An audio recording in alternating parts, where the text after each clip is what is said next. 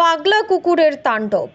একের পর এক শুক্রবারে দুপুর 3:30 নাগাদ বিলোনিয়া হাসপাতালে ভিড় জমাতে শুরু করে আহতরা। চারিদিকে শুধু চিৎকার চেঁচামেচি। আতঙ্কিত হয়ে পড়ে জনগণ। রাস্তার মধ্যে যাকে পাচ্ছে তার উপর ঝাঁপিয়ে পড়ছে কুকুরটি। বিলোনিয়া আর্য কলোনি থেকে শুরু করে পাগলা কুকুরের থাবা। এরপর বেলটিলা 1 নং টিলা, গিরিধারী, কলেজ স্কোয়ার, অ্যাক্সিস ব্যাংকের সামনে চলে এই পাগলা কুকুরের তাণ্ডব। পড়ুয়া ছাত্রী থেকে শুরু করে বৃদ্ধ পর্যন্ত রেহাই পায়নি কুকুরের কামড় থেকে। একের পর এক আহত হয়ে বিলোনিয়া হাসপাতালে উঠছে কুকুরের কামড়ে আহতরা।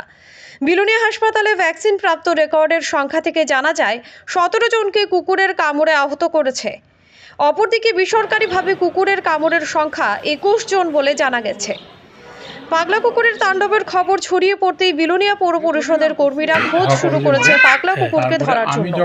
জানা যায় বিলোনিয়া মেজ ফ্যাক্টরির সামনে কিছু যুবক এই পাগলা কুকুরকে আটক করে নিধন করার পর জনগণের মধ্যে স্বস্তির নিঃশ্বাস আসে। বাইরের পরে দেখি ব্যুরো রিপোর্ট, ডিজিটাল ত্রিপুরা। পিছনে সামনে কুকুরটা আমি কিন্তু দেখিনি। মেয়েটা ছিল প্রায় 5-7 বা 6 হাত দূরে, সঙ্গে সঙ্গে তারই পাওয়ার সঙ্গে সঙ্গে তারই কামড়টা দিয়ে দিল। আচ্ছা, তো কতজন থেকে আমরা এরকম শুনছেন?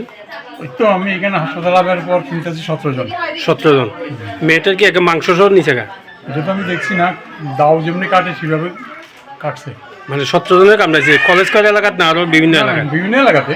আচ্ছা, বিভিন্ন এলাকা থেকে, মানে ওই সেক্টরটার মধ্যে? হ্যাঁ, না ওই সেক্টরে রামকৃষ্ণ টিলা, বেলটিলা, গিরিধারী, কলেজ স্কয়ার এইভাবে রামকৃষ্ণ কলোনি এমন ভাবে কামড়াতে আছে একদম মাংসটাও চলে গেছে। বয়স্ক লোক, বাচ্চা সব যারই পাইতেছে, যারই পাই।